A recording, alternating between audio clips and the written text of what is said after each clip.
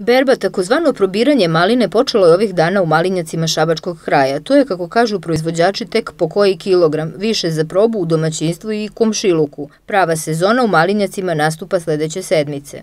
Početkom sledeće nedelje će krenuti i prve veće količine, tako da otkupljivači već primaju, da kažem, malinu, ali s druge strane nemaju cenu određenu i to se čeka da u nekih narednih par dana će biti određena cena. Što se tiče trenutne situacije, ide na ruku s tim da u narednom periodu najavljuju nestabilno vreme i to neće biti pogodno za berbu maline, ali ja se nadam da će to biti samo prolazne kiše, da neće biti praćene sa gradom.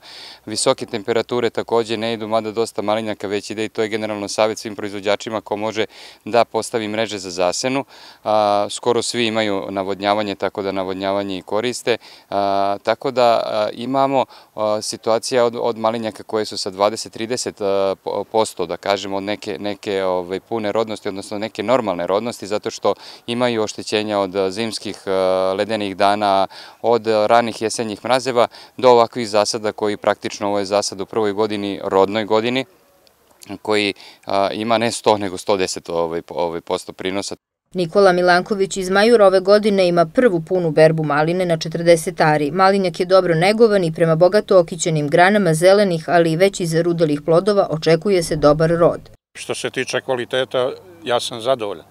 Obzirom da je ovo prva godina, prvi rod, do duše sve smo joj dali što treba, zahvaljujući i konsultacijama sa stručnim licima, konkretno najviše sa gospodinom Jockovićem.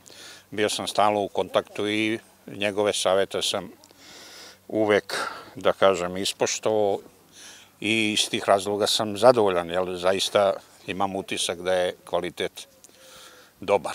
Što se tiče cene, ni sa kim još nisam razgovarao, iz prostog razloga što kažu otkupljivači nemamo još cenu.